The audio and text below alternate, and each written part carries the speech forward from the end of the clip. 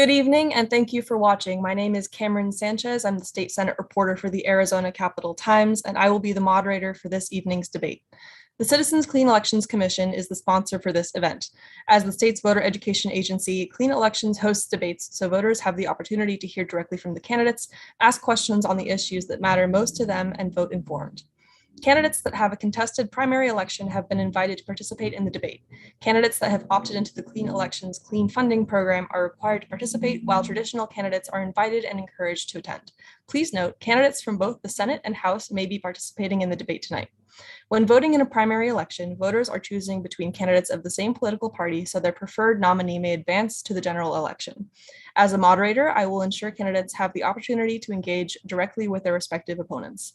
The questions that will be asked this evening are directly coming from voters. Leading up to the debates, Clean Elections conducted outreach to voters across the state, asking for questions for the candidates. Additionally, Clean Elections survey voters to learn what issues are important to them. This survey data, along with input from the experienced journalists at the Arizona Capitol Times, Arizona Agenda, Green Valley News, and Sahuarita Sun, have been utilized to guide the discussion so it best serves voters.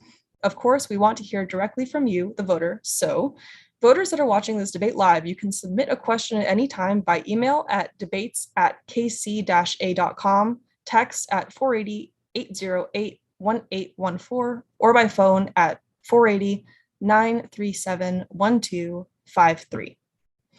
Candidates, you will have, not done. We screen questions for clarity to eliminate duplication, speeches, or personal attacks on candidates. The debate is scheduled for 6 p.m. to 7:30 p.m., so we may not get to all audience questions, but we will do our best. Candidates, you will have 1 minute for your opening and closing statements and 1 to 2 minutes for your responses to voter questions. We encourage an open exchange of dialogue between opponents. If you feel the need to respond to another candidate's comments, you may do so. I may limit responses for time management purposes, and we remind the candidates and the audience that this is a respectful, courteous, and professional environment. Our goal tonight is to connect candidates and the voters, so our electorate may vote informed. The candidates running for State Senate are Michael Morris and Cindy Hans. The candidates running for State House are Ron Hardin and John Askey. The order in which the candidates will speak has been determined by alphabetical order by last name, starting with the House for opening comments, and we'll progress from that starting point. So, candidate John Askey, will you please start out with your opening comment? Actually, it's Josh Askey, but hey, which is fine, Cameron. Hey, so I am an adoptee. I'm a naturalized citizen, and I have lived in Chandler since 1996. So I've been a longtime resident here in Chandler, and I love Chandler. And I'm married. I have 3 boys. They're 2 are older, and all 3 have gone through Basha High School, and I have a junior, or he will be a junior. And so I would define myself conservative, but more as a constitutionalist. I believe in interpreting the Constitution from the framers' point of view, just as Anthony Scalia described it as being a textualist, where you interpret the text of the script as the time it was written. And so I'm running to really kind of more us back to our Constitution. And so I would be writing legislation through the prism of the U.S. Constitution and the Arizona Constitution. And so I'm running to be the next LD 13 State House of Representatives. And so I would welcome your vote and your support. Thank you. Okay, thank you, Josh. Thank you for correcting me. I apologize for that. Ron Hardin, please make your opening statement. All right, thank you, and thank you to Arizona Clean Elections. My name is Ron Hardin, and I'm the candidate for state representative for LD 13. I've been a resident in Arizona, our great state, since 1995. I've lived in the East Valley the entire time, and I feel we're facing a pivotal election this go around. I want to be the representative because I am convinced that the greatest threats to by the people, for the people, are upon us right now.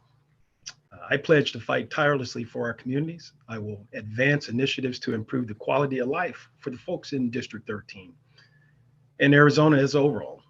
Second, I will focus on the policies, not performance politics, not partisan policies to achieve a second to none education, policies to ensure we have a framework for fair elections, policies to secure and protect our border, and policies to strengthen our critical infrastructure. I think those are the things that make a difference. I'm a proud father, a grandfather, former business transformation executive. I spent most of my career, 30 plus years in IT across a number of industries. Currently, I'm the owner of a small business in Arizona, and I opened that 12 years ago. I've been here in Chandler the entire time. I hold a BS in business administration with a major in computer information systems from Rockhurst University in Kansas City, Missouri, and a master's of science in information systems from Arizona State University out of WP Carey. Chandler, I pledge to serve our state with integrity and humility. Thank you for your time, and I certainly would appreciate your vote. Thank you. Thank you. And now Cindy Hans, please. Good evening. Thank you for this opportunity. My name is Cindy Hans, and I'm currently running to represent LD13 in the Arizona Senate.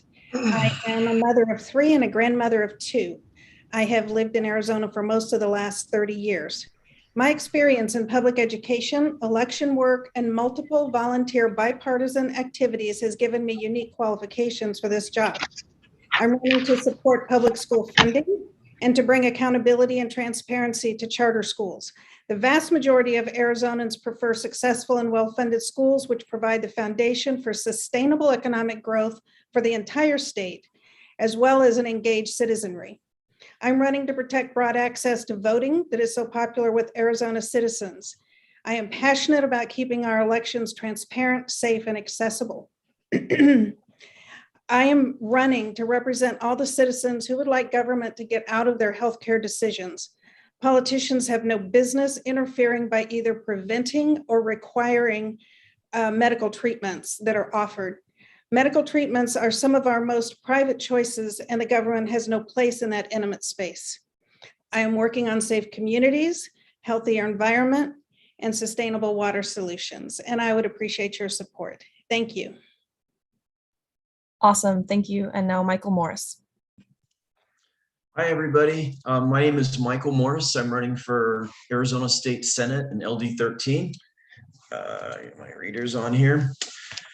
So a little bit about my background. I've been a resident in Arizona for more than 45 years. I've also been an Arizona realtor for almost 30 years of that, and I currently serve on the the Phoenix Board of Realtors as a director.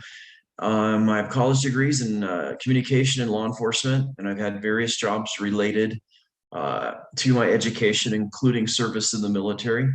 In addition to that, I've started and managed several small businesses in Arizona, so I understand how difficult it is for small businesses to get health insurance for their families firsthand.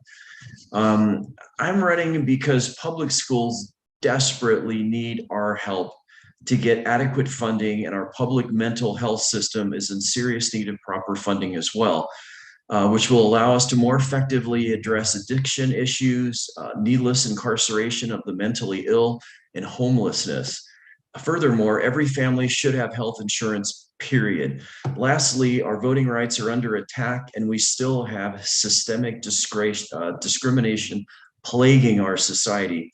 I feel that these issues have been largely ignored by our elected officials. We are dead last in the country for funding for public schools, and almost last in the country for funding for mental health, for public mental health. Our voting rights continue to be under attack, and we have one of the largest homeless encampments in the country, 3 blocks from the Capitol. You cannot sacrifice important social issues such as education, mental health, prison reform, addiction issues, and homelessness so that wealthy Arizonans can pay less in taxes, like our current Senator J.D. Mesnard believes. And I'll get into that later. If you fix these core social issues at their root, the financial benefits for the state's budget will be real and long-lasting, and we'll all pay less in taxes. Not to mention, you will uplift people's lives who need and deserve our support. It boils down to this. Do you want to build? All right, Mr. Morris, you're coming up on 2.5 minutes, so I'm going to ask you to wrap it up. All right.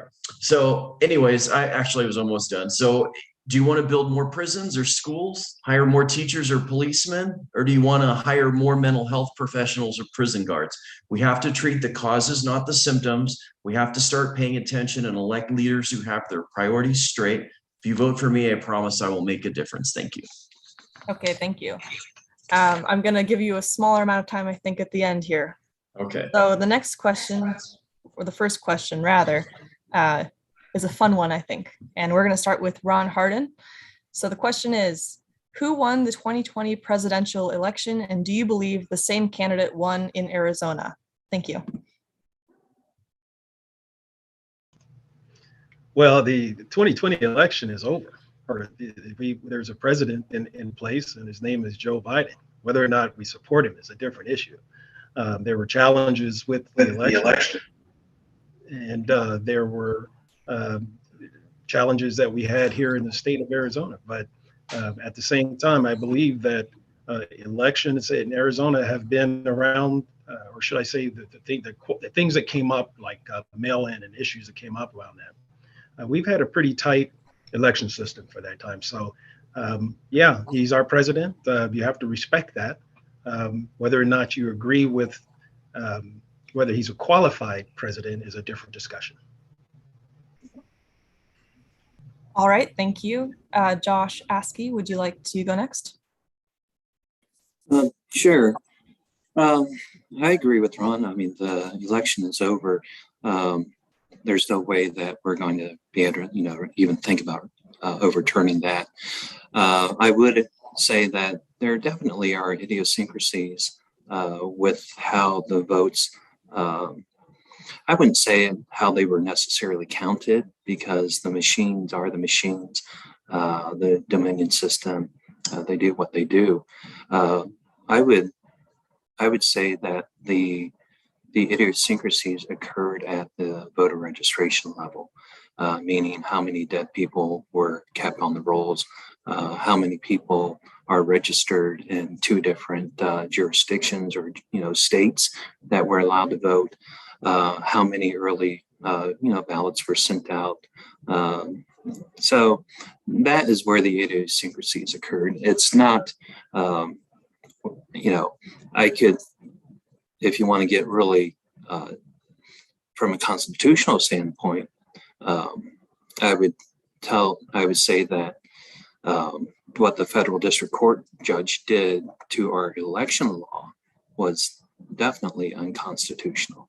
So here in Arizona, the state legislature put a 30-day time limit deadline on when you can register to vote in an election. And if you look at Article 2, Section 1, Clause 2 of the U.S. Constitution, it really defines that the state legislatures have the ability to choose their electors. And so does that mean that a federal district court judge can do it? Well, and here's how a federal district court judge did it here in Arizona. He said that the 30-day, because of what was going on, COVID, that 30-day was not a 30-day deadline. And he shifted it by 10 days to 20 days out. So I would argue that the federal district court judge violated the U.S. Constitution in that regards, and the sole power that is enumerated for the state legislatures to choose their electors. So, it's those kind of things is what really were high idiosyncrasy agendas or factors that factored in to the election result. All right, thank you. And Ms. Hans, would you like to respond to that? Joe Biden is our president. Joe Biden won Arizona. I worked all three elections in 2020. I've worked every election since 2017. I trust the system. I've gone on the tours. I've watched them count the ballots online. I've been trained every single election, again, by statute. And it is not 30 days, it is 29 days is the deadline prior to election to register to vote. All right, thank you. Mr. Morris? So yeah, President Biden is our president. I fully support him. The notion that he cheated his way into it is just absurd. I mean, they've already gone through exhaustive, recounts and lawsuits and so forth from Trump, and all of that stuff has not produced even the slightest amount of fraud. So I support our president, and furthermore, all these bills that are coming out of the legislature, in my opinion, are just voter suppression tactics under the guise of voter integrity. Whenever you create obstacles for people to vote, it typically affects lower income families and people of color. So I support the president. He won it fair and square, and that's the end of that. All right, speaking of bills that are in the legislature, we've had some border bills coming through this year. I'd like to talk about the border, and I'd like to talk about immigration and what your policies would be with regards to that. Let's start off with Ms. Hans this time. So was there a specific question, or do you just want me to talk about what I think about immigration? Well, I have a I specific didn't hear it. question. I didn't hear a question. No worries. It was a very general question. I have a specific question here from the voters, which is when, I suppose that's if and when, will our border wall be built and finished? Let's use that as a jumping off point. Well, I hope never. I'm not a supporter of the border wall. I think it's performative. It is not helpful. That does not mean I still want to ensure everyone that I am in favor of a secure border. But we have a lot of laws in place about immigration. We have probably need to invest some more funding to support border security, but we also need to support the structures that allow us to process immigrants quickly and fairly. I don't know that infrastructure has been enhanced much, especially from the last administration. But I do think that that's a huge solution to part of the problem. And it is not completely an Arizona problem. I know we're a border state, but border security is a federal issue. So I do want a strong border, but I would rather see money go towards enhancing and improving the laws that we have to secure our border. Maybe it's more technology on the border where the Border Patrol is using, but a wall is not going to help. Okay, Josh Askey, same question to you. I would like to think and say that a border wall will be built here in Arizona. We're very different from Texas, where Governor Abbott can do what he does. And that's basically because Texas has, I think all of it is considered private land. And here in Arizona, we have the Tohono O'odham Nation there on the border. And so they cross both the border from Arizona into Mexico. And so from a legal standpoint, that's something that Arizonans, we just won't be able to build on their property unless, we have some type of agreement with them. We really have a small amount of private land that the ranchers have that I know would be willing to build, let us build as a state on their property, but that's very few. So the border, once the next president comes in and is able to start rebuilding the border wall, the harsh reality is that the American public will have paid double for it because the current administration, stopped it. And we still had the federal government, you and I still had to pay out their contracts. So to me, that was very foolish from a fiscal standpoint. And I would disagree with the other side that the border wall doesn't work. Yeah, if borders didn't work or walls, fences didn't work, then why do the wealthy of us have borders around our property? So it just doesn't make logical sense that a border on our southern border wall wouldn't work. So I would love to see it. I just think we have too many hurdles in reality to finish building the wall here, at least in Arizona. All right, thank you. I'm gonna throw that question to you, Ron Harden, but just wanted to let you guys know I'm gonna be off screen for a second. I need to get out of the sun, but I'm still listening and I'm still here. So feel free to answer the question. Thank you. So Cameron, if I could, can I take a second and address Michael's discussion on voter suppression? Yes, sir. I'd like, yeah, I just had just one comment about that. And, you know, I don't think it's unreasonable to ask folks to produce documentation or to produce ID when voting, right? The analogy has been used that over and over again, when folks, you know, you go to the bank, you present ID, and anymore, when you show up at a bank, you have to present ID to deposit larger cash, larger than $1,000 or something ridiculous like that. So, you know, and everybody seems to be okay with that. So I'm not sure why it would be a problem to produce an ID stating who you are for that. So, and I don't see how that is suppressing voters. You're talking to, you know, a Black American here who, you know, I've been on the sides of racism and all of this, but these are just sensible things to do to make sure that we clean up some of the gaps that exist. And that's you know, I'll leave it there. But with respect to the border, I agree with Josh. So knowing, and I've been on record for saying that, you know, I'd like to see a wall be finished, but I will say this, it is going to be impossible. There's federal land down there, there's Indian land down there. And, you know, if we look at it figuratively rather than literally, I think we can accomplish that. And by that, yes, if you can funnel folks to a point of entry, you've got a deterrent, you've got a better guidepost.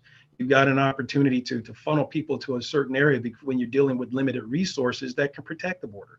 So why not build a deterrent to have folks, if they want to cross, that would come in where you'd have a better opportunity to discover and find. And also, I think if you build, you know, create more systems around, you know, technology and resources and human capital, I think you'd have a better opportunity to do that. So yeah, I think, you know, we should continue with the wall, figuratively, just a wall of security to decrease or to eliminate or reduce the immigration into our state. Thank you. All right, thank you. And now, Mr. Morris, it's your turn. It looks like you've been wanting to respond. Okay, let me first respond to Ron's response of my response on that last question. So I'm also a person of color, and so I am keenly aware of discrimination. I've had it all my life, just like Ron has, I'm sure. But here's the thing. Historically, when you make it more difficult for people to vote, it affects the low-income families and the people of color, the single moms that can't get to the polls in time because now they can't do mail-in voting. I mean, that didn't pass, thank goodness. You know, or the other one, you got to have a special ID card to go vote, or, you know, all these other limitations. When you make it harder, it makes it more likely that it's going to swing to the Republicans. And what is that all about?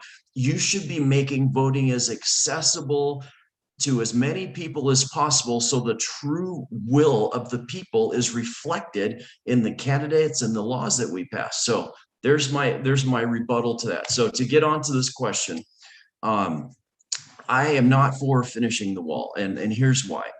I believe that we should be reforming our immigration policies and streamlining the process for folks to get in here. Our country was built on immigrants. That's what we're all about. Of course, we need secure borders. Of course, we need technology. Of course, we need all those things to secure our country. As Josh mentioned, we can't even build a wall on the reservation anyways, and some of the federal land. So it's just a waste of money. They're just going to go to the other part of the wall and sneak in that way. So why are you throwing good money away on that instead of taking that money and streamlining the system for the good people they want to get through that are not, you know, drug runners or whatever? Give them a route, make it easy, make it simple, so they can get in this country legally and start their new lives with their families. That's my answer to that question. Okay, thank you. Are you wanting to Can I respond to respond that, Mr. Harden? Yeah, go ahead.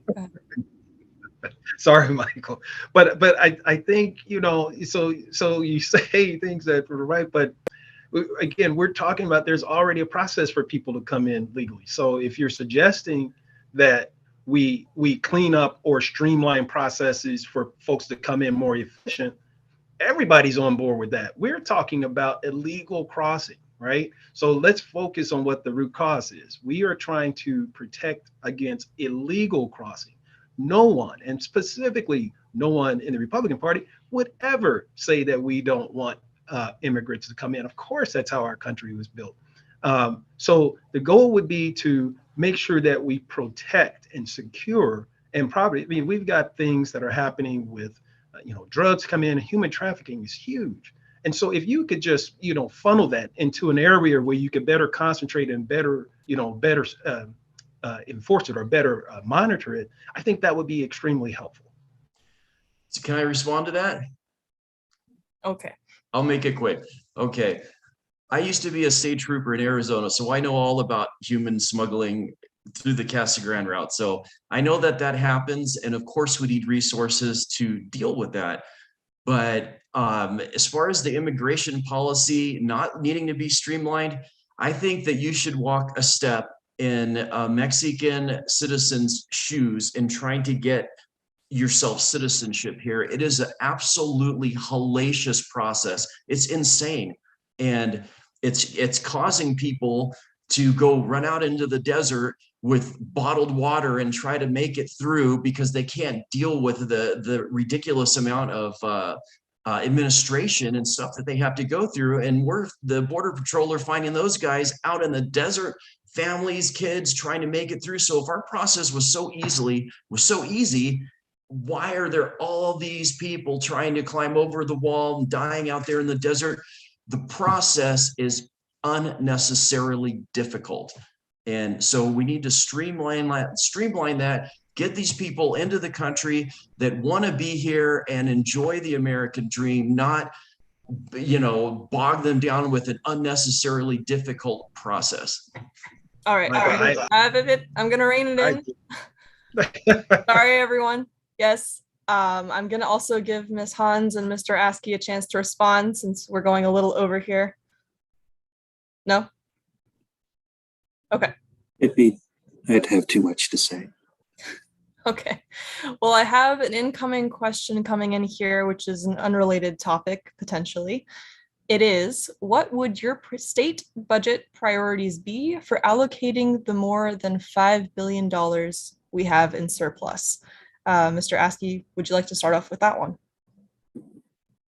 To my understanding, the governor and the legislature has kind of already allocated a lot of that. So part of that allocation that I do agree with is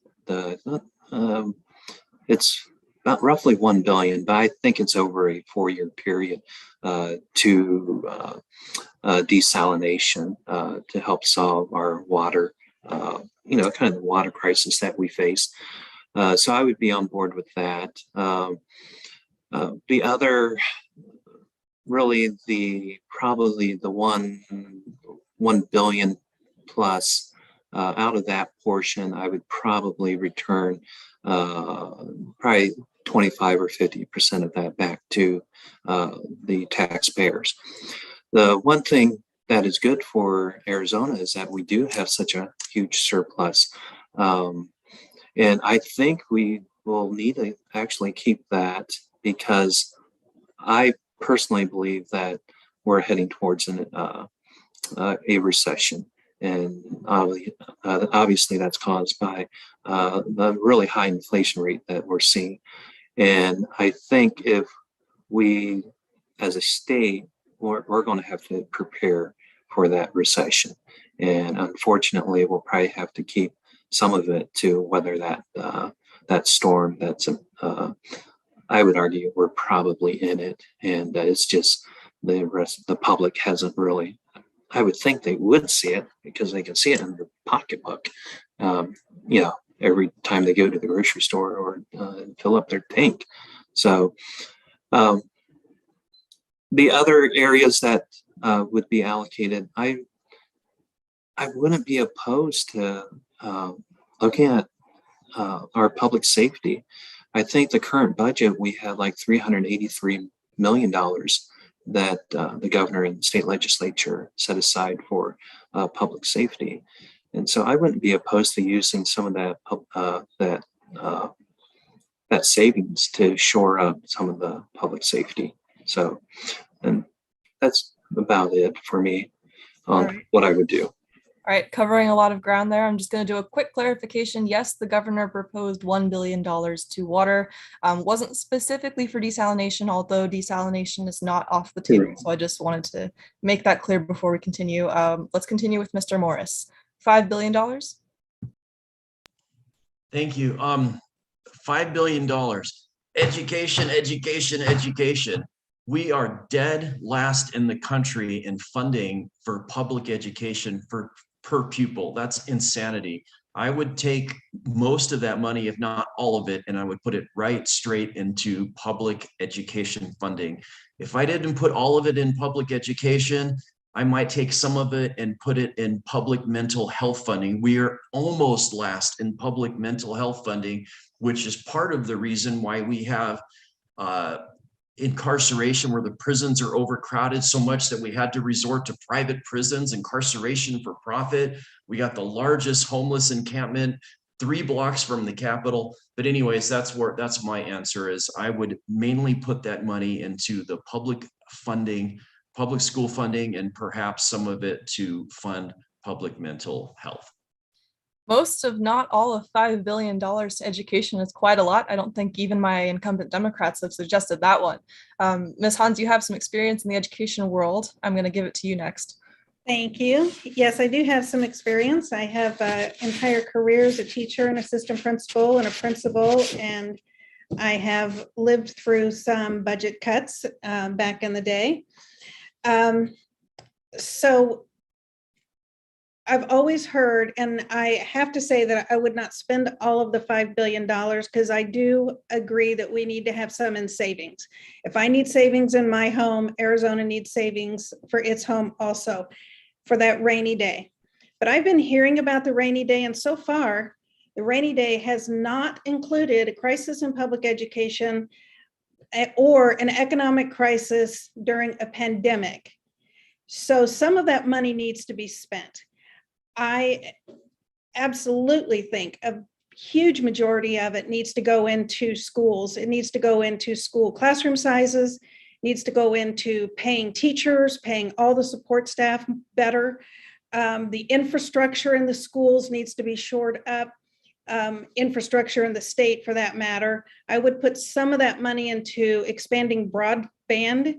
I live in Chandler, so I have broadband, but a lot of kids in education and across Arizona suffered a lot when we went to online learning because they did not have those resources. The school could say, here's a computer to use, which does no good. If you're not connected to the internet, you cannot. They lost out on so much learning and teaching and connection. So that's where I would start. I would start in those areas in education, broadband infrastructure, healthcare infrastructure. I think we now know how beneficial it was that we were all able to get tested and get shots that didn't impact. We didn't have to give up our food in order to get a vaccine. We didn't have to give up our food in order to go get tested. I want more of that for the whole community. That's it. All right, touching on a lot of different points there. Mr. Hardin, the question, $5 billion, how are you going to spend it? It's a chunk of change, and I believe that we should give it back to the taxpayers, and all of it. We already have a rainy day fund set up, right? So that rainy day fund should be in place, but anything in excess should come back to the taxpayers. And I don't mean in the form of a check. I mean in the form of whether we do another temporary reduction on like income tax to provide credits to offset. I think we should look for those opportunities to ensure, because I'm certain that everyone would love to have more money in their pocket. And that goes back into the Arizona economy. So to me, it's just plain and simple. You give it back to the folks that put it in the first place. And oh, by the way, the legislature should do a better job at designing the budget, because clearly if we overcollected, then that means that we missed the mark somewhere. So let's adjust it. Whether if you have to adjust it upwards, okay, fine. But the budget is the budget, and anything over should go back to the taxpayer.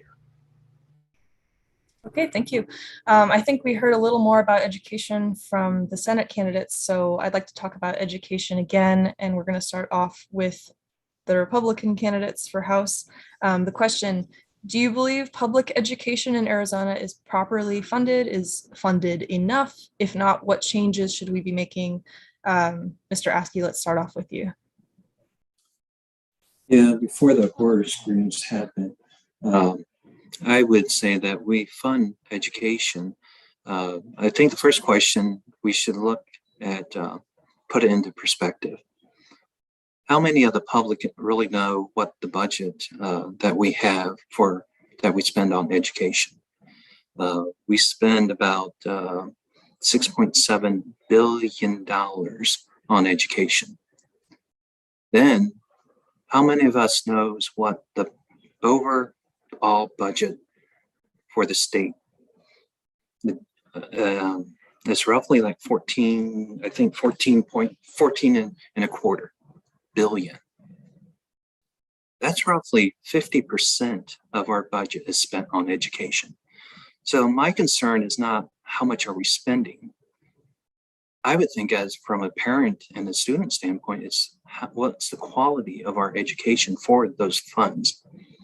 And so as a parent, if you believe that your child is excelling in education and their schooling, that they're becoming smarter and that they have more life skills that they glean from schools, meaning they can have logical thought and coherent thought and arguing, understanding arithmetic and reading and writing. I guess I would really want to know, how is my money spent on my son's education, on my kid's education? And so I personally, to answer the question, point blank, I think we spend a lot of public money on education, and I would want to see better results for it. And then we can maybe talk about how much more money do we need in specific programs. And so will be my approach. And I know it's not going to be a popular approach, but I think we need to put more accountability to our schools in producing better educated kids. So that is my comments. Okay, thank you. And Mr. Hardin, same question to you now. Public education, are we funding it enough? Are we funding it in the right way? If not, what do we change?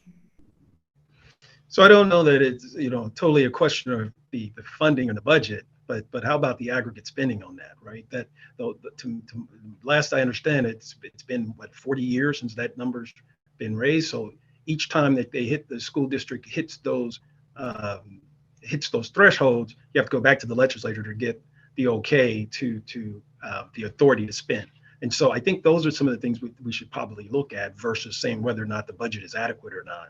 I'm a transformation guy. I'm all about process reengineering. Once again, I think looking into seeing what is broken, what can be fixed, looking at all the inefficiencies in the system is where you start. So before I would say increase or even decrease, I would say let's look at those approaches and see why it is. I would not want to just blanketly increase the aggregate spending before understanding what the issues are and what the real budget should be.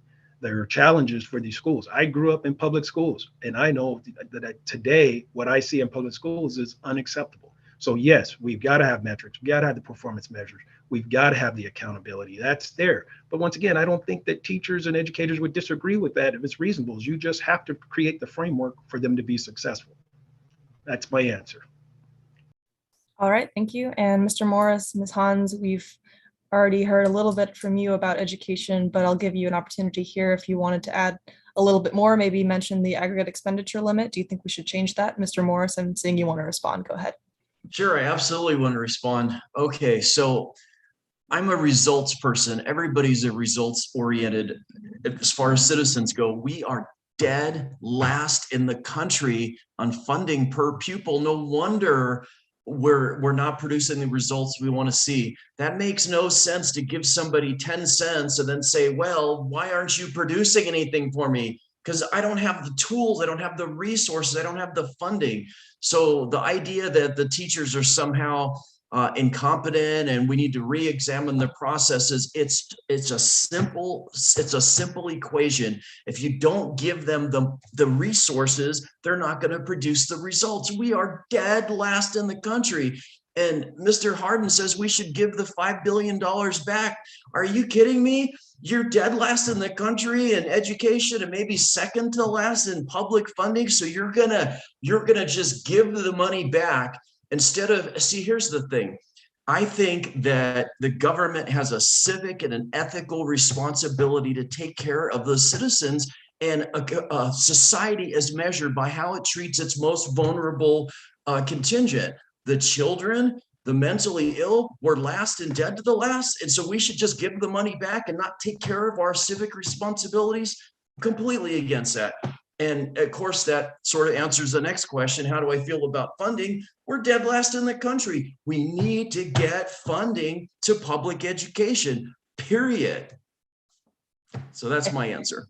Going to add another quick clarification there. I believe there was a recent report of census data that says in 2020 we were, I didn't say dead last, but last in instructional funding, but I think we beat 2 other states technically in per pupil funding. So not technically last, depending on how you look at it, maybe. Ms. Okay, Hunt. well, just so you know, that exact question, and let me find my resource here. In 2021, January 2021, the Education Law Center said we were dead last in funding per pupil, which is more recent than 20, just so you know. Just saying, I don't just pull this stuff out of the air. This is real stuff. I promise to figure it out later. Ms. Hans? Regardless of whether we're 47th, 48th, 49th, or 50th, our kids deserve better.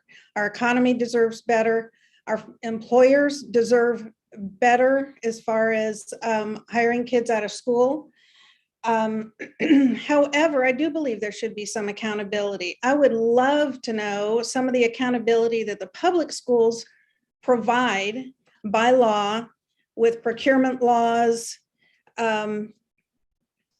public meetings, publicly elected board members. I would like to see that transparency in the charter schools. I would like to see the accountability for those dollars in the charter schools. We don't have enough money in education already, and some of it keeps getting drained away by ESAs. You asked specifically about the aggregate expenditure limit.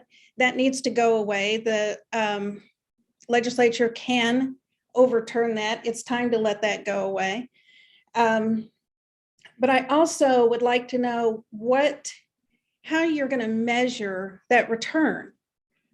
With more testing, these kids are tested way too much. We lose way too many days of instruction to testing.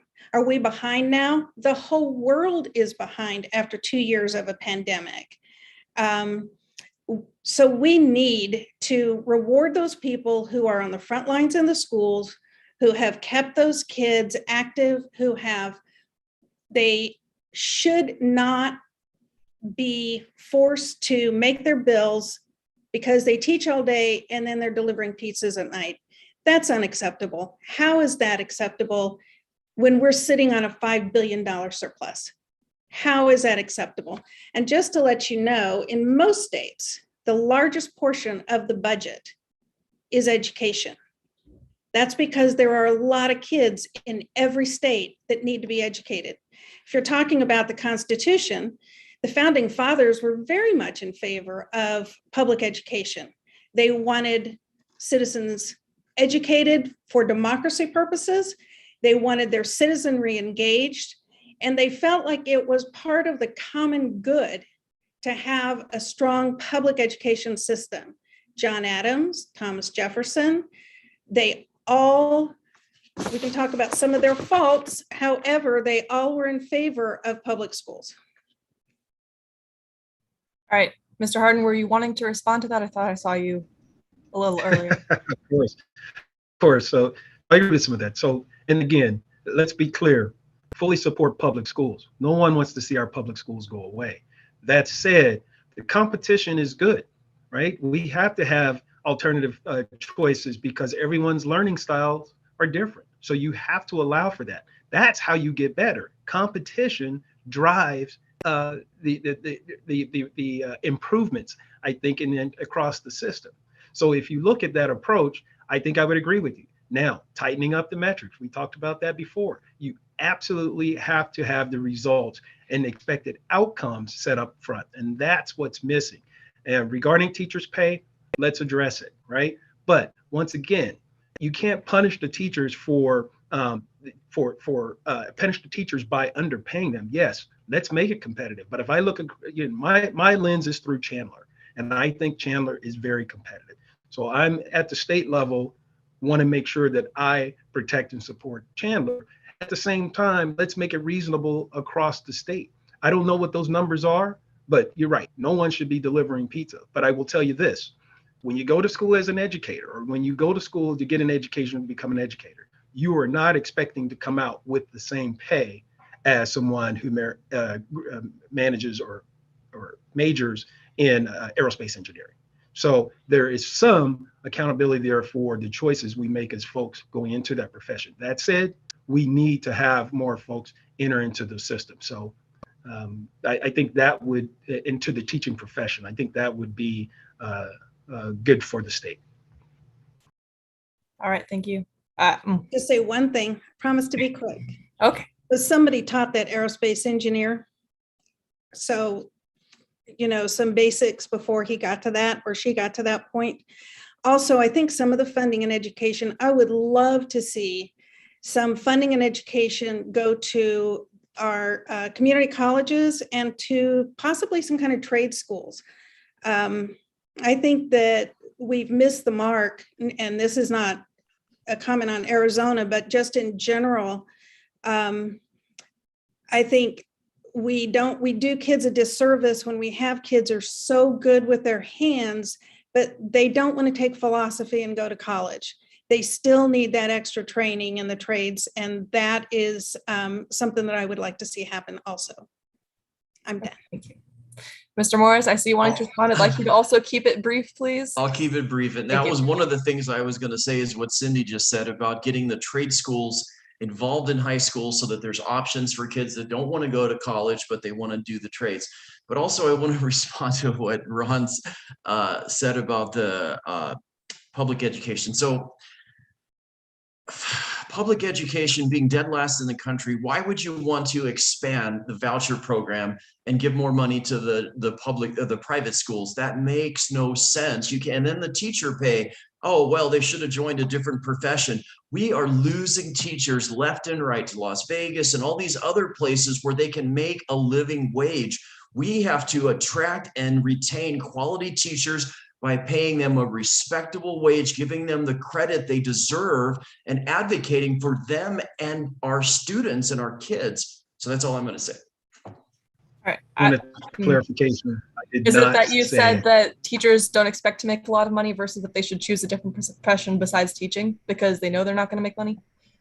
No, the thing is, I said, when you go into the profession, you go in there like well, I don't even want to generalize. When you go into that profession, it is not necessarily because you expect to make what an engineer does, right? You understand what you're getting into. And that said, what's the number? What's the number that a teacher should be paid across the state? So I'll ask you that question. What's the number? All right. I'm going to move us out of education and into our next topics. But Mr. Askey, I want to give you a chance to comment because I think everyone else talked a little bit more than you did on this one. So last comments on education. Yeah. My perception is that the other side wants to throw more money at a problem. And obviously the other side believes, we're dead last. It seems like every school or state is dead last in something in education. So I just disagree that funding, throwing more money at education is not going to necessarily give us the results that we want. And I think the parents are the best determiner to determine that result. And that's the reason why there are so many parents wanting these ESAs. And so they want to use their funding that they already contribute to, and to move their kids to another form of education or institution that they believe their kids will be better served at. So I think that speaks for itself. So like I said, I just want to repeat, funding does not, throwing more money at it isn't going to necessarily solve our problems. Thanks. Well, I feel like I have to ask, you're talking about ESAs and I think you're saying you support them. Do you want to expand ESAs? And by that, I mean, do you want to put more funding into ESA expansion? Ultimately, what I want to see is that the dollars stay with the student and it moves with the student. And I will venture out to say, I would want those dollars to move, whether it's to the public school or to the charter school or to a parochial school, like a private school, or even to a micro school. And I will jump on a limb here and say even homeschool. Because the reality is that my parents, I went to a small private school back in Ohio. And what kind of irritated them the most is that they not only paid for my private education, they also paid for my public education through their taxes. So the harsh reality is that my parents double paid for my education. And that I see as unfair. And that is definitely unequitable. And so when we talk about ESAs, that is kind of the road that I would head down. And so it truly becomes more competitive, and the parents and the students really can take advantage of the funds, the taxes that they pay into, and to make the decisions for their child's education. So yes, I'm definitely for ESAs.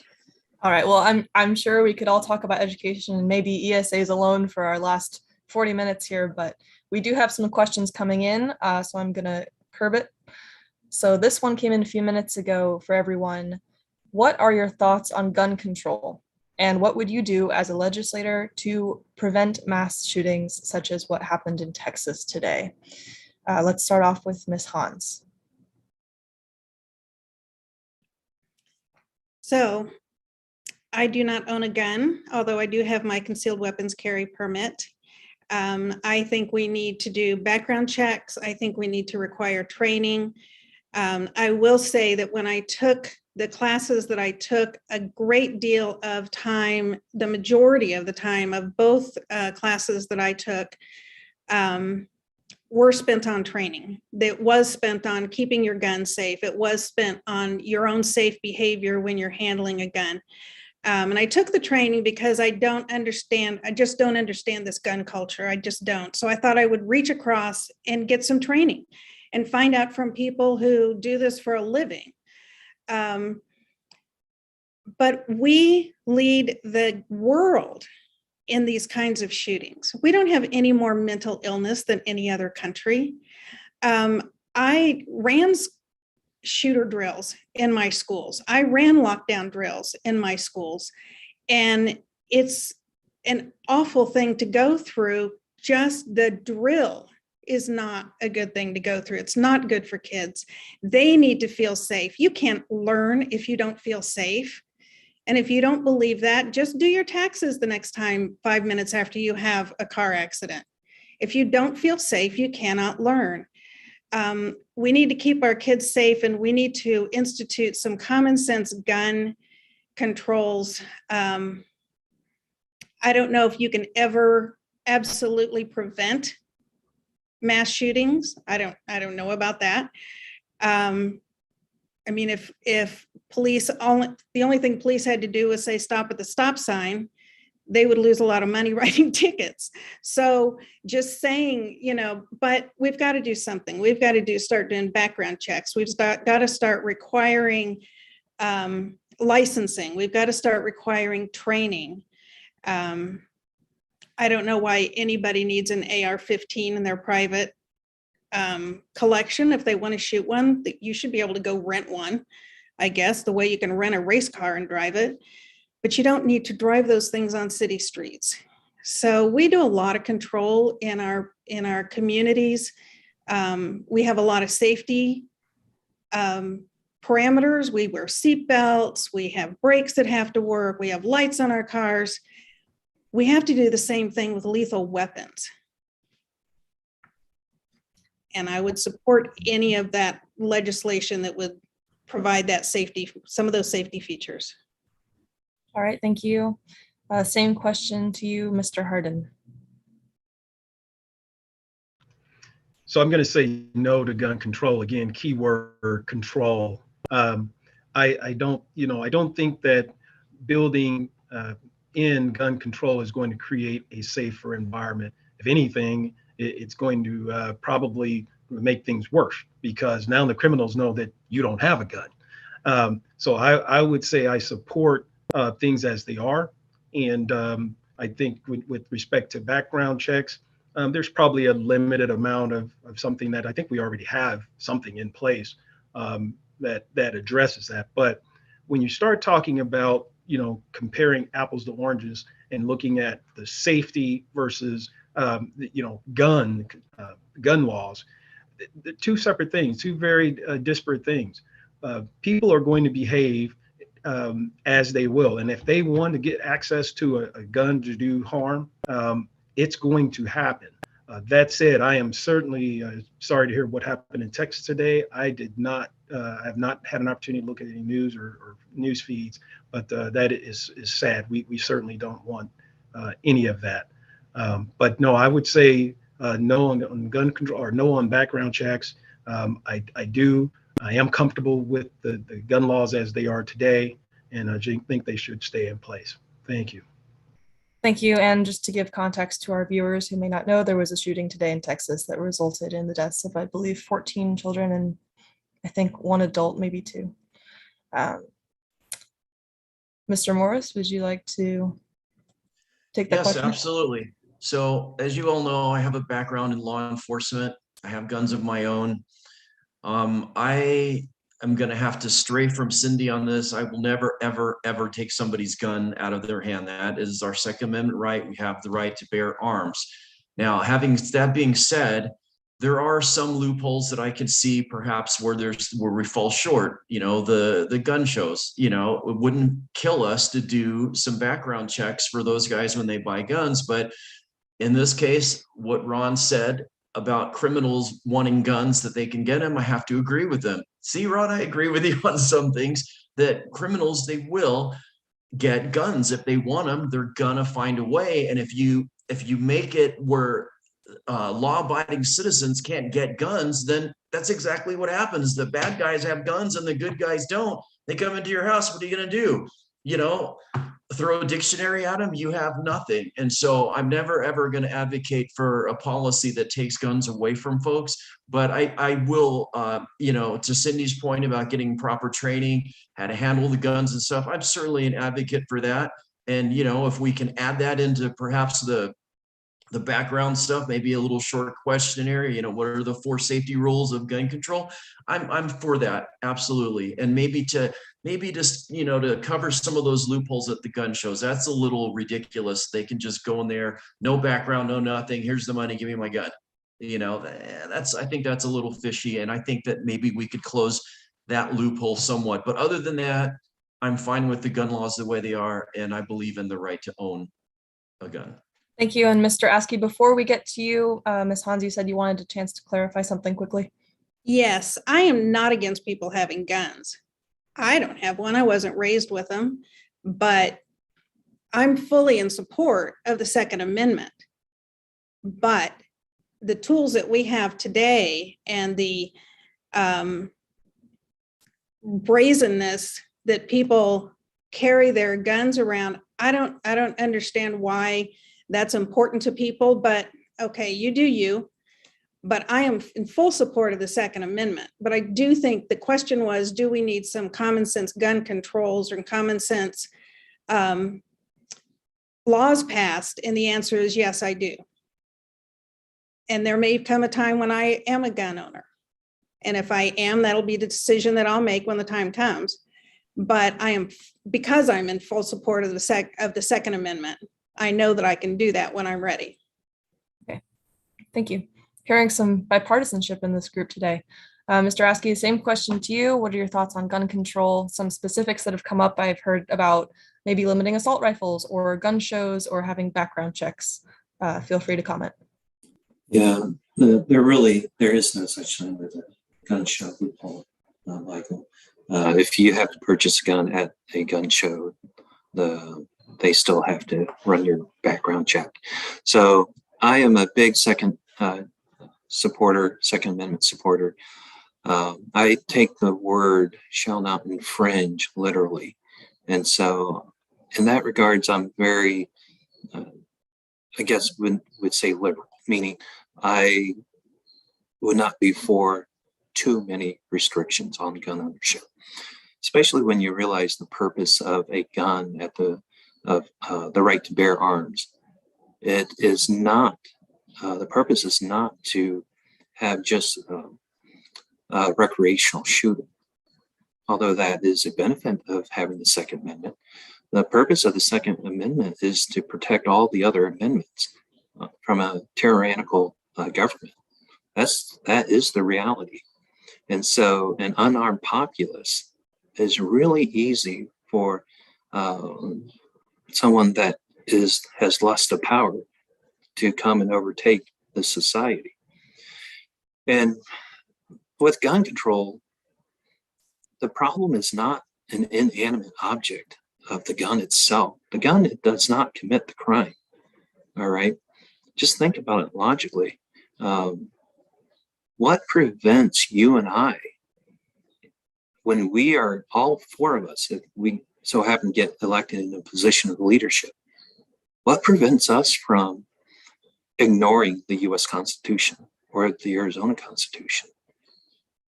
It is only our moral beliefs and our upbringing, our moral character that prevents us from flipping the bird to the people that vote us in. And so I see no different when a person, an 18-year-old, has a gun and chooses to do what he did in Texas. That is his choice. And we can't legislate morality, and it's already against the law to murder. So if he was a law-abiding person, he would have never have committed that heinous crime, would he? So the problem is his own morality. And so what kind of a society do we have where that kind of a morality is even entertained to be justified?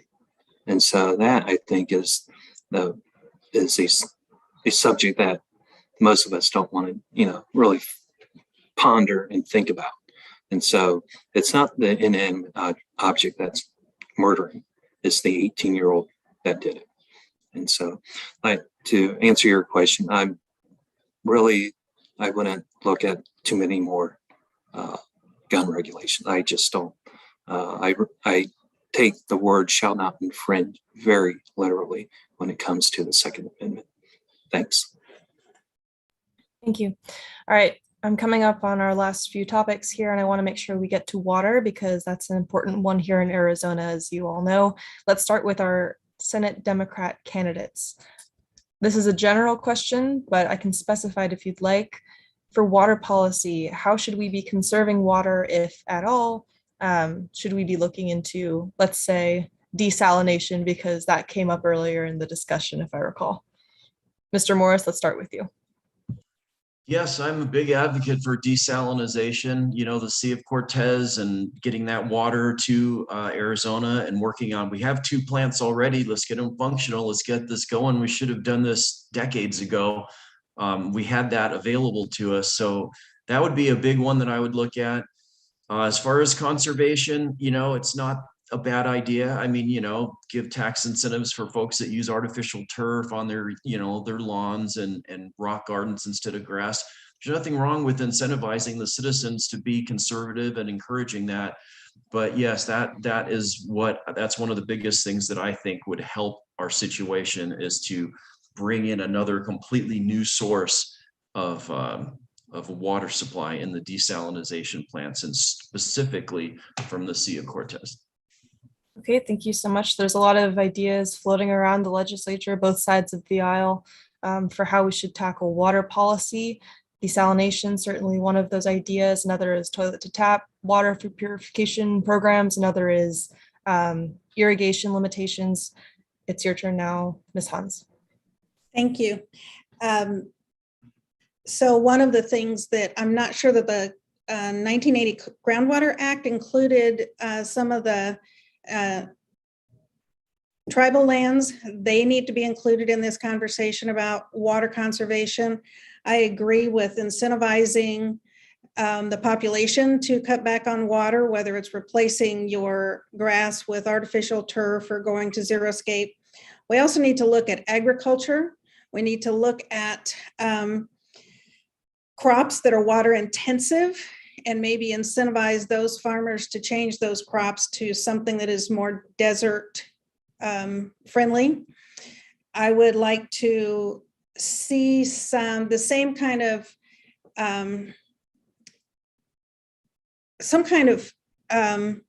I don't want to call it control, but some kind of information that we need before we build homes, before we build big companies. I want to see some of that. I want to see what the water specialists have to say. But yeah, conservation is one of them. The desalinization, I'd like to look into that. I'm not saying yes or no. I want some more information about that, the cost and the return on investment on that one. So. All right, thank you, Mr. Askey. I think you're the one who brought up desal in the first place, so I'm going to give you the next opportunity to answer this. Yeah, it's when you think about a water crisis here in Arizona, it's tough for us to fathom that, because when we go into our kitchen or our shower, we turn the spigot and lo and behold, the water comes out. So it's hard to say, man, we've been in a drought for what, 20, 30 years, and we do have a water crisis. And I think the solutions, right, is going to be multifaceted. Desalination is definitely one, although it is very expensive. So the governor, kind of throwing a token to that problem solving is great. I do think we can look at what the Israelis are doing. They definitely live in a very climate that Arizona has, and one of their big things is they have a drip system that the farmers have to use, and so I wouldn't be opposed to maybe helping the farmers here that can, do planting rows to maybe, hate to use the word subsidize or incentivize or somehow help a farmer to implement a drip system on their land. The farmer actually consumes more water than a residential home, a tract of home that's covering the same acre, 100 acres. So most people, that's tough to fathom. So I think if we, encourage them, help them start up a drip system use, that would help in conserving. The other thing is, in the Colorado's where with the runoff during the winter, after the winter snow season, and a lot of the water is we hope to be replenished, but in previous years it just hasn't materialized, meaning that we've had record snowfall, but there hasn't been a correlating filling up of the reservoirs. And so folks can actually measure that. And so I would think that would be another aspect that we would need to look at. How do we capture more runoff water from the mountains? And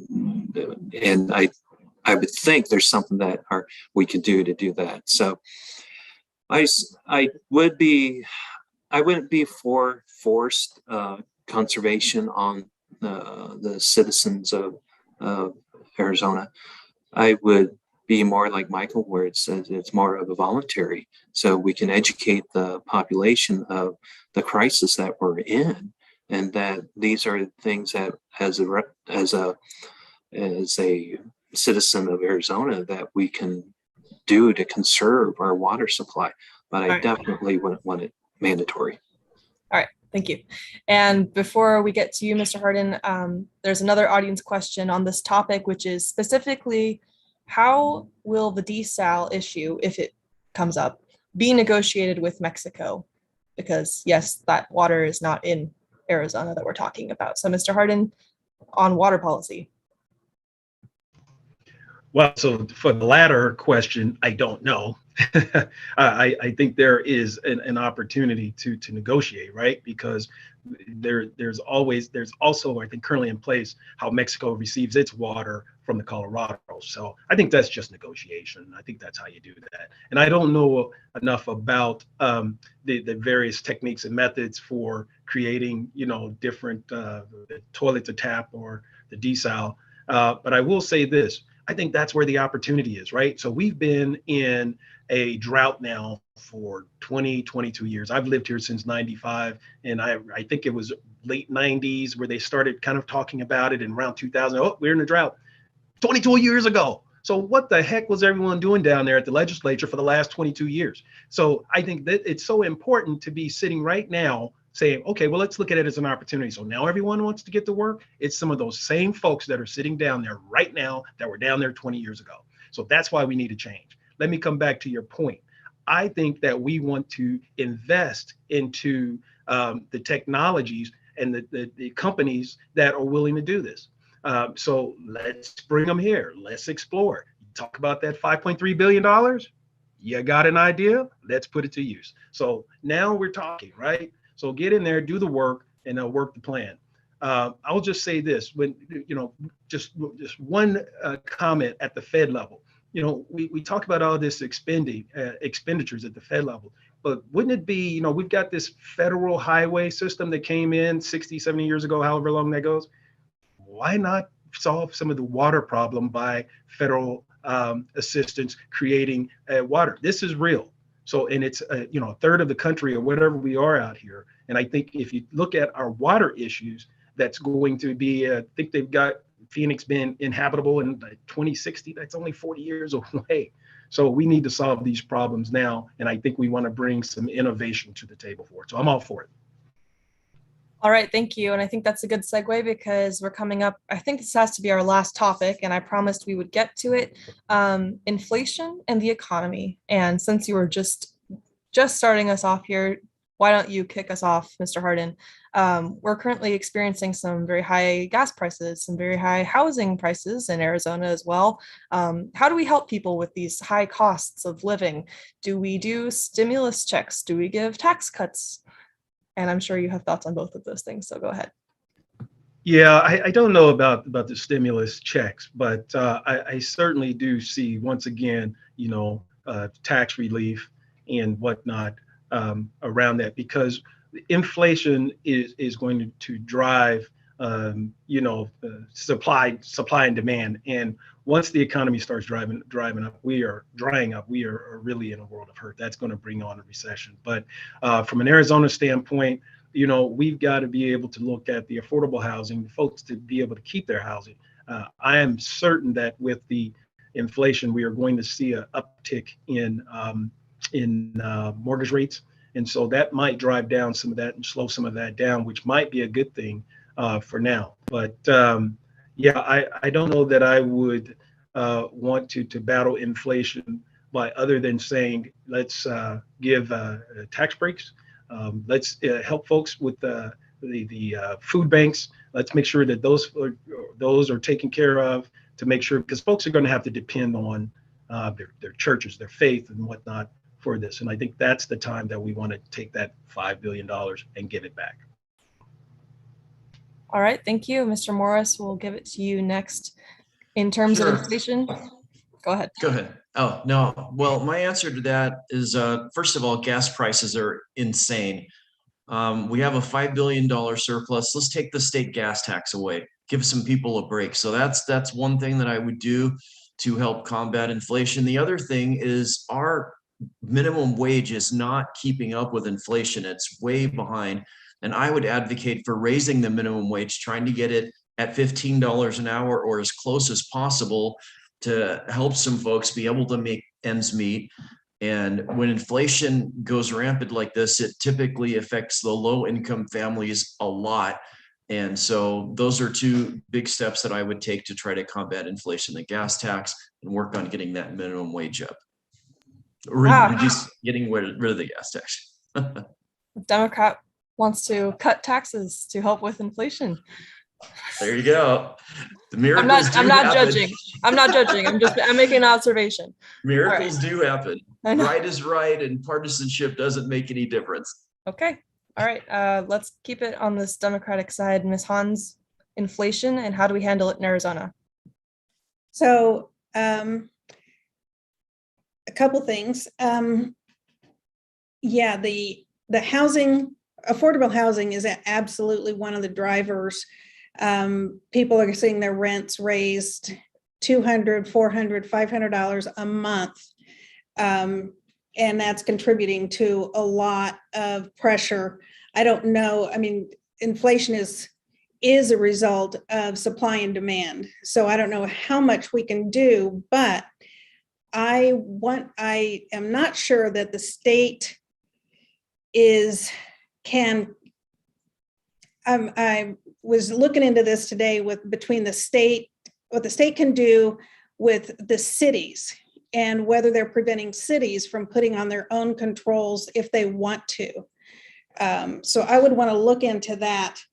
But we have tax breaks and credits in this state that are over $20 million a year. I would want to look into some of those. Maybe if we have a tax break, so for instance, we don't tax food and that benefits every human in the state. But are there other tax breaks that are only benefiting a few thousand people instead of a few million people or a few hundred people? We need to look at those. And if we can eliminate some of those, we could have enough money in the state budget to improve education and to give people some relief in childcare, in affordable housing credits. Chandler has a robust program to help lower income people who are suffering, and they're almost out of funding.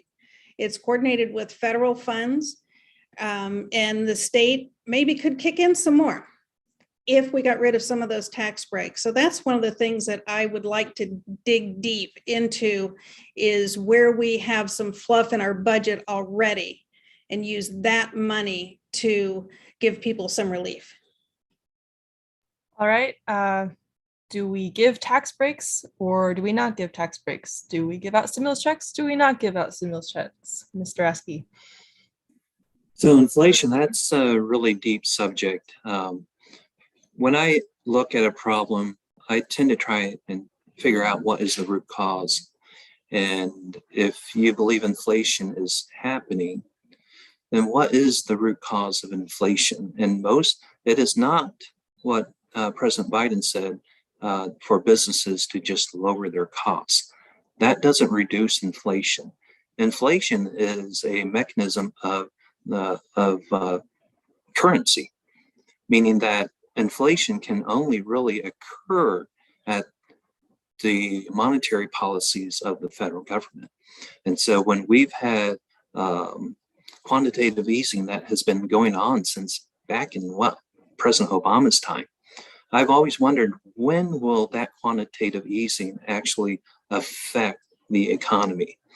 And the laws of economics cannot be denied. And when you realize that we have a higher inflation rate, the consumer price index, it's 8.2%, or It's, I fear it's actually even a lot higher. So that is the true cause of inflation. And that at the state level, we can't deal with that, the true cause of inflation. Well, we could have if a different president were in president right now. But anyways, so how do I alleviate the inflation that was caused by lax monetary policy at the state level?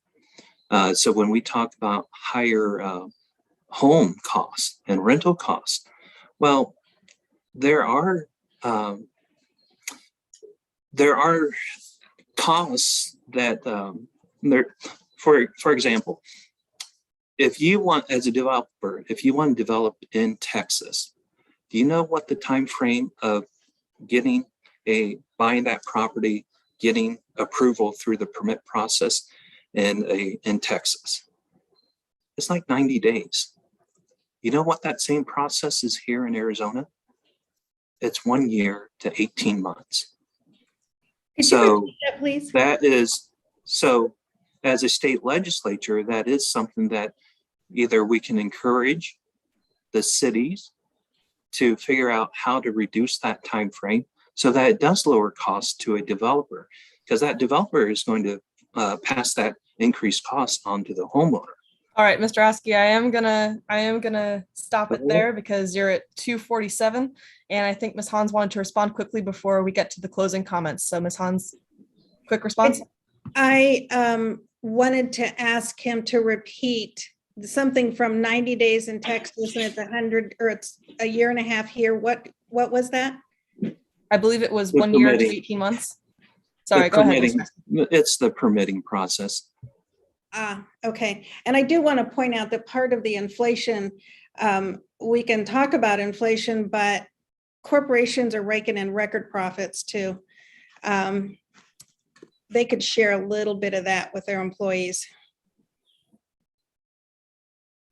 All right, thank you. That was actually a question we had from the audience while you all were talking, which is holding corporations accountable for high prices. But unfortunately, you guys are not going to have a chance to respond to that because it is now 7:22 and everyone is going to get to do their closing comments, for which you each have 1 to 2 minutes. And we're going to do this one in reverse order. So I believe that means Mr. Morris, you get to start. Great. All right, everyone. I want to talk real quickly about paying attention. Have you been paying attention? When they stormed the Capitol last January 1st, I couldn't believe my eyes. White supremacist groups broke in and were dancing around inside claiming victory with Viking helmets and taking selfies. With the president's blessing, are you kidding me? Did I fall into a time machine in the 1800s? I stopped paying attention. I didn't realize what other people were doing in my name. So guess what? I started paying attention. I realized that democracy doesn't work unless you pay attention. We all need to start paying attention. Quick question. Should wealthy Arizonans have income tax cuts while funding for our public schools is dead last in the country? Funding for public mental health system is nearly last. And we have one of the largest homeless encampments in the country 3 blocks away from the Capitol. Our prisons are so overcrowded that we had to resort to private prisons, incarceration for profit. I don't think so. JD Mesnard, our state senator, apparently thinks that he agrees with that. He supported a massive income tax cut for our 2022 budget that mainly benefited the wealthy. And then when we got Prop 208, which was going to increase funding for the schools via a tax on the super wealthy, he created SB 1783, which helped Arizonans avoid the school funding tax, essentially gutting 208. Now, of course, we all know the state Supreme Court finally struck down all of Prop 208. And so once again, schools are left high and dry. Next question. Should voting be made as accessible as possible to as many as possible to reflect the true will of the people? I think so. Apparently, the current state senator doesn't think so. Senator Mesnard, he sponsored yet another Republican voter suppression tactic, SCR 1046, that would require a special photo ID card in order to vote. Again, these tactics, voter suppression tactics, typically affect the poor and the people of color. Is this really who you want to lead our district? We need to elect leaders who have their priorities straight. If you vote for me, I promise I will break the status quo and make a real difference.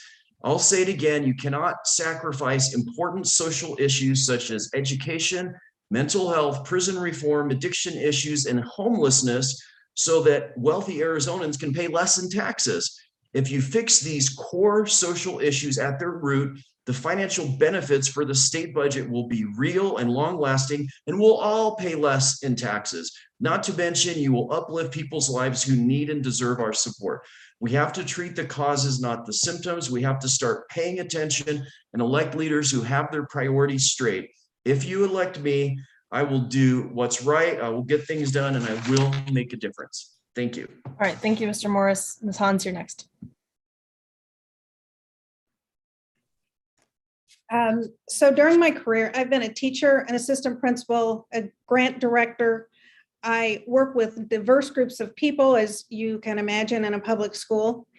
I am convinced that a strong education system is a foundation for sustainable economic growth, but we need to feed that system. I am very concerned about the tax base in Arizona, especially with this flat tax. There was a disaster in Kansas after they passed the flat tax in 2012, and we need to learn from that. If we fully fund education, and that includes post-high school, whether it's trade school, community college, or universities, we are going to support the foundations of democracy, which multiple people here have talked about, that this is the big concern. We need an engaged citizenry. We need an educated citizenry. I've worked every election since 2017, but my volunteer activities are very bipartisan, including working with the League of Women Voters to register and educate voters, Maricopa County Elections Group as a deputy registrar, fighting for public education funding with Save Our Schools, working for transparency with political donations with Stop Dark Money, supporting reproductive health care, volunteering with Planned Parenthood, and helping veterans through Arizona Stand Down. I work with across the board, anybody, all citizens of Arizona require health care. We all require education. We all require clean water. And those are the people that I am working for. I work for them in my career. I work for them in my volunteer world, and I want to work for you again. My name is Cindy Hans, and I would appreciate your vote. Thank you. Thank you, Mr. Hardin, and please try to keep it under 2 minutes if possible. Thank you. Yeah, I'll be brief. First of all, I just want to again say thank you to Clean Elections for this process. This has been fun. I also want to just talk to LD 13 and just let them know that, you know, what you've seen tonight, you know, my mannerisms, my approach to solving problems is why I believe that I'm the best candidate for state rep. I want to come in. I've got integrity. I'm going to lead to solve problems. And as you've seen in the conversation, I'm going to work with the Democrats to solve problems, because I think that's what we need to do. We need to unify and not divide. So I want to make sure that we're all on the same page in terms of working towards solving problems. Yes, I am for education. I am for securing our border. I am for public safety. I am for infrastructure. And I am for jobs and economic growth. So with that, I would like to say thank you again, LD 13, and please, come August 2nd, vote for Ron Hardin. That's my ask. Thank you very much. Thank you very much. And last, Mr. Askey.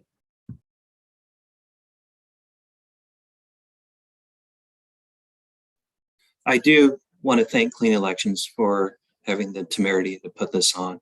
I do appreciate that, and giving us a forum to get out to the public. You know, like I said, in my beginning, I am a naturalized citizen. I truly do love this country, and I do think that we need to get back to our founding. And I want to be what is known as a citizen statesman, meaning that I am of you, meaning that I am just a normal person. I'm a controller for a real estate development company. And with my background, I do tend to think definitely logically about issues and how to solve problems. And I do tend to ask the inquisitive questions. And I think that's what you need from a state legislature. You want someone that you know that they don't know all the possible subject matter that we're going to be facing. You're looking for someone that has the skills and the background, and me being a controller and dealing with budgets and finance on a daily basis, and just having a logical thought process. It's going to serve these electorates, LD 13, very well. So I would be honored if the citizens or the electorate of LD 13 would vote for me on the August 2nd primary. Thank you for your time. Thank you, Cameron, for hosting. I really do appreciate it, and hope you guys have a great evening. Thank you. Thank you so much. This concludes our debate. To our candidates, we thank you so much for participating. To the voters, we thank all of you who took the time to watch the debate and inform yourselves before the August 2nd primary election. As a reminder, the voter registration deadline is July 5th and early voting begins on July 6th. All registered voters, including independent voters, can participate in the primary. We encourage you to visit azcleanelections.gov for official, accurate voting information. That is our time.